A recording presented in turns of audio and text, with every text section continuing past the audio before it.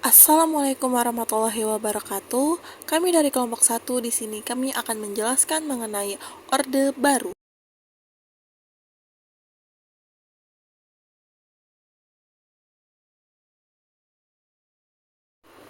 Alasan kelompok kami memilih tema ini karena pada masa Orde Baru merupakan periode yang memiliki dampak besar terhadap sejarah Indonesia, yang nantinya dari materi yang kami kaji ini memberikan kesempatan untuk kami dan yang menonton paparan dari kami memahami tentang perubahan sosial, politik, dan ekonomi yang terjadi pada masa itu.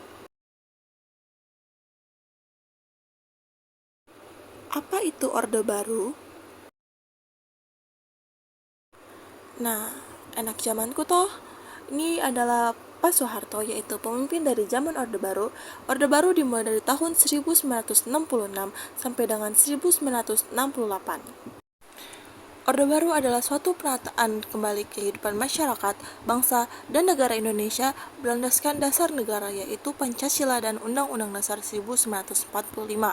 Jadi intinya itu mereka tuh mau merancang sesuatu yang berbeda dengan apa yang dilakukan Orde Lama atau masa Soekarno di masa sebelumnya. Nah, kenapa bisa terjadi Orde Baru? Ini pasti ada latar belakangnya. Nah, yang pertama itu ada peristiwa 30 September 1965 di mana jenderal-jenderal dibunuhin dan PK yang disalahkan, dan PK tersendiri ini memiliki kaitannya, ada hubungan dengan Pak Soekarno. Kemudian akhirnya mahasiswa berdemonstrasi. Mahasiswa bergabung ke dalam Front Pancasila yang menuntut pelaksanaan Tritura atau Tri Tuntutan Rakyat. Isinya apa saja? Yang pertama adalah bubarkan PKI, kemudian bersihkan kabinet dari unsur PKI, dan yang ketiga adalah turunkan harga. Karena pada masa itu ekonomi lagi jelek-jeleknya, di mana di masa demokrasi terpimpin bahkan inflasi bisa sampai 650%. Nah, yang ketiga atau yang C adalah munculnya Super Semar. Apa itu Super Semar? Super Semar adalah surat perintah 11 Maret yang katanya ini ada banyak versinya. Nah, ini tuh dibawa oleh 3 jenderal waktu di Bogor. Ada Jenderal Aminul Mahfud, Basuki Rahmat, sama M. Yusuf. Ada peran 3 jenderal yang memberikan surat itu kepada dari Pak Karno ke Pak Soeharto. Nah, dari Super Semar ini disahkan lagi lah kepemimpinan Soeharto itu adalah ketika munculnya TAP MPRS nomor 33 garis miring MPRS garis miring 1967 tentang pencabutan kekuasaan pemerintah negara dari Presiden Soekarno ke Presiden Soeharto. Itu latar belakangnya. Kemudian bagaimana nih ciri-ciri dari masa Orde Baru? Ciri-ciri masa Orde Baru. Yang pertama ini ada pelaksanaan Pancasila dan Undang-Undang Dasar 1945 secara murni dan konsekuen. Nah, ini pun merupakan semboyannya lah ya. Kok bisa seperti itu sih? Ya karena adanya efek G30 SPKI. Kemudian ada penetapan asas tunggal Pancasila. Penetapan asas tunggal Pancasila diwarnai dengan adanya indoktrinasi ideologi melalui P4, pedoman penghayatan pengamalan Pancasila. Coba kalian tanyain orang tua kalian dulu deh, waktu kuliah itu pasti wajib banget mengikuti P4 ini. Ada ujiannya, ulangannya, saking didoktrininnya Pancasila. Semua partai tidak ada yang boleh menggunakan doktrin lain atau ideologi lain selain Pancasila. Itu ciri-ciri Orde Baru yang pertama. Nah, yang kedua itu menguatnya peran negara dengan dominasi kekuatan Golkar, ABRI, dan ekonomi liberal. Kemudian yang ketiga itu ada otoritarianisme. Jadi pemerintahnya itu sangat otoriter. Nah, contohnya ada apa aja nih otoriternya? Yang pertama ada NKK dan BKK, normalisasi kehidupan kampus dan badan koordinasi kampus. Jadi di kampus-kampus itu dibatasi nih, demo aja nggak boleh tuh pas zamannya Orde Baru. Kalau kalian demo akan masuk ke undang-undang subversif, yaitu kalian melawan negara. Nah, kemudian pers tuh di bredel atau dibatasi. Kalau kalian jelek-jelekin pemerintah, ya besoknya tuh nggak boleh lagi untuk tayang si pers itu, atau media atau koran. Ya dulu pernah ada kena tuh Detik Tempo. Kemudian PNS wajib pilih Golkar. Nah, yang terakhir adalah Petrus. Apa itu Petrus? Penembak misterius. Nah, ditembak-tembakin tuh orang-orang yang bertato di tahun 80-an. Nah, kemudian yang terakhir nih, yang keempat adalah demokratisasinya. Pemerintahannya walaupun demokrasi tapi dipenuhi dengan KKN, yaitu kehidupan demokrasi yang dipenuhi unsur KKN. KKN itu apa sih? Korupsi, kolusi, dan nepotisme. Itulah yang terjadi pada zaman Orde Baru. Nah, kemudian selanjutnya adalah tentang kabinet Ampera. Jadi pas Soeharto udah dapat super semar, dia membuat sebuah kabinet yang namanya Kabinet Ampera. Kabinet Ampera sebagai representasi Tritura dan didukung oleh ketetapan MPRS No. 8 MPRS 1966, Soeharto membentuk Kabinet Ampera. Tugas utama Kabinet Ampera adalah menciptakan stabilitas ekonomi dan stabilitas politik atau dikenal dengan nama Dwi Dharma Kabinet Ampera. A.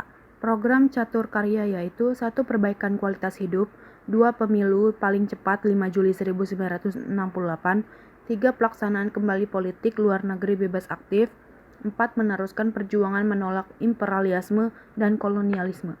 B. Trilogi pembangunan 1. Pemerataan pembangunan, 3. Pertumbuhan ekonomi, 3. Stabilitas nasional, C. Pembekuan hubungan dengan RRC, D. Dibukanya kembali hubungan diplomatik dengan Malaysia pada tahun 1966. Ini adalah cuplikan pidato Ketua Presidium Kabinet Ampera Jenderal Soeharto. Landasan bersama bagi ABRI tanggal 20 Februari 1967 tentang penyerahan kekuasaan pemerintah oleh Presiden kepada kami selaku pengemban ketetapan MPRS nomor 9 strip MPRS 1966. Pemerintah menganggap kesempatan ini sungguh besar manfaatnya bagi kehidupan kerjasama antara dua lembaga konstitusional ialah pemerintah. Selanjutnya ada kebijakan dan peristiwa penting pada masa Orde Baru. Apa aja nih yang ada? Jeng jeng jeng jeng. Yang pertama, Indonesia ikut mendirikan ASEAN. Pendirian ASEAN 8 Agustus 1967. Association of South Asian Nation atau Perhimpunan Bangsa-Bangsa Asia Tenggara atau dikenal dengan nama ASEAN. Pendirinya adalah 1. Adam Malik dari Indonesia, 2. Tun Abdul Razak dari Malaysia, 3. S. Raja Ratman dari Singapura, 4. Tanat Hotman dari Thailand, 5. Narcisco Ramos dari Filipina. Mereka membuat sebuah deklarasi yang bernama Deklarasi Bangkok. Nah, yang kedua ada apa lagi nih? Yang kedua adalah Indonesia melakukan pemilu pas masa Orde Baru. Tujuannya itu untuk memilih DPR dan MPR. Asasnya berlangsung luber, langsung, umum, bebas, dan rahasia. Nah, untuk pelaksanaannya yang pertama itu 1971 10 peserta pemenang Golkar. Yang kedua 1977 3 peserta pemenang Golkar. Yang ketiga 1982 3 peserta pemenangnya Golkar. Yang keempat 87 3 peserta pemenangnya Golkar. Yang kelima 92 3 peserta pemenangnya Golkar. Yang keenam 97 3 peserta pemenangnya Golkar. Golkar lagi yang menang nih. Kenapa bisa begitu ya? Ya gitu tadi ya, bahwa pas masa Orde Baru presiden pun semuanya atau negara-negara kita ini semuanya harus memilih yang namanya Partai Golkar, PNS itu. Jadi gitu ya. Selanjutnya apa nih? Selanjutnya setelah pelaksanaan pemilu ada yang ketiga yaitu fusi partai politik. Apa itu fusi partai politik? Jadi dilakukan di tahun 73 ya, yaitu adalah upaya penyederhanaan 10 parpol peserta pemilu pada tahun 71 tadi menjadi hanya 3. Nah, yang pertama itu ada P3, Partai Islam seperti NU, Partai Parmusi, Partai Muslimin Indonesia, PSII, Partai Syarikat Islam Indonesia, Parti Persatuan Tabiah Indonesia itu gabung jadi P3. Nah, yang kedua itu ada PDI, Partai Nasionalis seperti PNI, Parkindo, IPKI, Partai Katolik, itu semua gabung menjadi PDI. Nah, yang ketiga itu ada Golkar. Golkar ini bukan partai. Nah, di situ ada foto ya, surat suara di tahun 1987. Selanjutnya setelah fusi partai politik ini ada apa lagi? Yang keempat ada pembentukan kabinet pembangunan dan pelaksanaan pembangunan 5 tahun. Pembentukan Kabinet Pembangunan dan Pelaksanaan Pembangunan 5 tahun. Kabinet pada masa pemerintahan Orde Baru adalah Kabinet Pembangunan, berlangsung dari Kabinet Pembangunan 1 sampai 7. PJP atau program jangka panjang 25-30 tahun yang dibagi secara periodik dalam 5 tahunan. Pelita sama dengan pembangunan 5 tahun. Pelita 1, pembangunan bidang pertanian. Pelita 2, memperluas kesempatan kerja.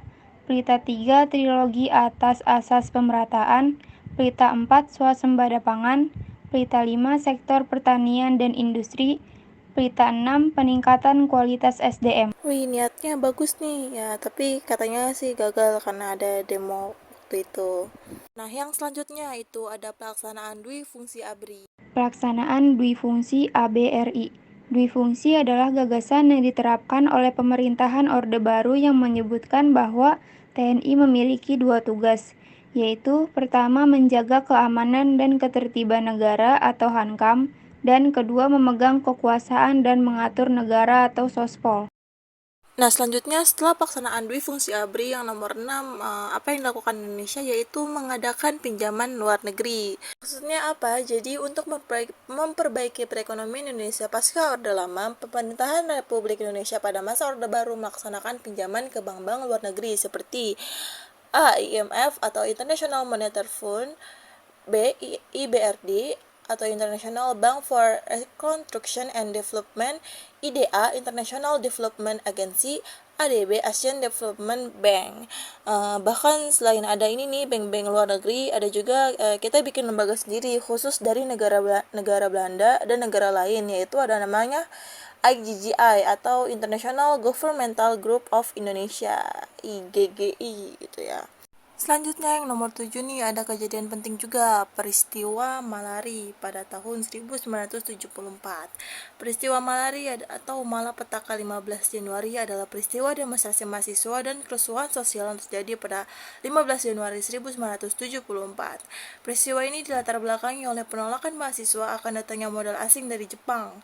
Peristiwa itu terjadi saat Perdana Menteri Jepang Tanaka Kakuei sedang berkunjung ke Jakarta pada tanggal 14-17 Januari 1974. Jadi mereka tuh nggak mau lah kalau di Indonesia tuh ada modal asing, apalagi dari Jepang. Jepang kan dulu pernah jajah kita ya. Nanti banyak dong perusahaan-perusahaan Jepang di Indonesia, kita jadi kerja lagi di Jepang. Jadi mahasiswa tuh nggak mau kayak gitu loh. Tapi Orde Baru malah tetap melaksanakan itu. Nah, setelah peristiwa Malari, apalagi nih selanjutnya yang ke-8 itu ada Kuda Tuli ya istilahnya ya, atau kerusuhan 27 Juli 1996, di mana peristiwa penyerbuan atau pengambil alihan secara paksa kantor DPP PDI Megawati oleh PDI Suryadi, PDI hasil Kongres Medan, yang dibantu ABRI di Jalan Diponegoro 58 Jakarta Pusat. Jadi PDI Suryadi itu dia mau mengkudeta Megawati gitu, karena Suryadi ini direstui oleh Soeharto katanya. Kalau Megawati tidak direstui Soeharto menjadi ketua partai, makanya ABRI ngebantu si Suryadi ini. Latar belakangnya itu terjadi karena adanya usaha pemerintah Orde Baru untuk menggulingkan PDI Megawati dengan cara merekayasa Kongres PDI di Medan dan menunjuk Suryadi sebagai ketua umum PDI, yang mana akhirnya Megawati terasa tersinggung ya. Akhirnya dia membuat PDI baru namanya PDI Perjuangan gitu. Nah, selanjutnya nih yang terakhir ada revolusi hijau. Revolusi hijau. Revolusi hijau adalah perubahan yang cepat dalam bidang pertanian demi tercapainya swasembada pangan. Latar belakang, teori Robert Malthus yang mengatakan bahwa pertumbuhan penduduk mengikuti deret ukur, sedangkan peningkatan produksi pertanian mengikuti deret hitung. Upaya 1. Intensifikasi pertanian, 2. Ekstensifikasi pertanian, 3. Diversifikasi pertanian, 4. Mekanisasi pertanian, 5. Rehabilitasi pertanian. Hasil 1. Indonesia mencapai swasembada pangan tahun 1984. 2. Mendapat penghargaan dari Badan Pangan Dunia FAO. Proses jatuhnya pemerintahan Orde Baru. Yang pertama itu karena adanya krisis moneter tahun 1997 melanda Asia Tenggara. Indonesia termasuk salah satunya, yaitu dolar naik dari 2.500 jadi 15.000, naik 6 kali lipat ya, yang membuat masyarakat tidak percaya lagi pada pemerintah. Selanjutnya, krisis legitimasi kepada pemerintah akibat KKN dan sentralisme. Nah, yang ketiga itu ada pemilu 1997, Golkar menang dan Soeharto dipilih Golkar untuk lanjut jadi presiden periode 1998 sampai 2003. Nah, yang mana akhirnya mahasiswa ini pada demo dan menuntut adanya 6 agenda reformasi. Adili Soeharto, amandemen UUD 1945, hapus difungsi ABRI, otonomi daerah seluas-luasnya, supremasi penegakan hukum, pemerintahan yang harus bersih dari KKN. Nah, setelah dari 6 agenda reformasi itu kan terjadi demo di mana-mana yang menyebabkan tragedi Trisakti tanggal 12 Mei 1998. 4 mahasiswa Trisakti meninggal. Yang pertama itu ada Elang Mulia Lesmana, Hafidin Royan, Hendriawan Sie, dan Heri Hertanto. Nah, dari tragedi itu demo makin besar-besaran. Bahkan di tanggal 12 sampai 13 Mei 1998 terjadi kerusuhan dan penjarahan di kota-kota besar di Indonesia kayak Jakarta, Solo, dan lain-lainnya. Dan akhirnya 18 sampai 20 Mei 1998 gedung DPR dan MPR itu diduduki oleh para mahasiswa. Benar-benar didudukin, itu dikuasain oleh para mahasiswa. Dan akhirnya hari yang ditunggu-tunggu itu tiba pada tanggal 21 Mei 1998 pukul 9:05 waktu Indonesia bagian Barat. Soeharto mengundurkan diri dan dia diganti oleh wakil presidennya yaitu B.J. Habibie. Sekian pemaparan dari kelompok kami. Terima kasih bagi yang sudah mendengarkan. Wassalamualaikum warahmatullahi wabarakatuh.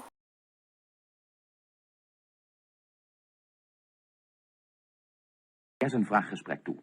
Het was de eerste maal dat hij zich uitsprak voor de televisie. Verslaggever Oltmans vroeg hem hoe voorkomen kan worden dat de communisten opnieuw toeslaan in Indonesië. Ya, persoalannya adalah memang tergantung kepada bangsa dan rakyat Indonesia sendiri. Memang kita sudah 2 kali menghadapi suatu peristiwa yang diputuskan oleh Partai Komunis Indonesia dan sudah barang tentu tidak akan mengendai keputusan menyetusnya untuk ketiga kalinya. Kita telah tadinya memang kita agak kurang mempunyai kewaspadaan di dalam politik, artinya pengamanan di dalam politik, sehingga kita itu lengah mempercayakan sekali bahwasanya PKI benar-benar akan berjuang untuk kepentingan rakyat Indonesia bersama-sama dengan kekuatan sosial lainnya. Tapi nyatanya tidak demikian. Persoalannya sekarang adalah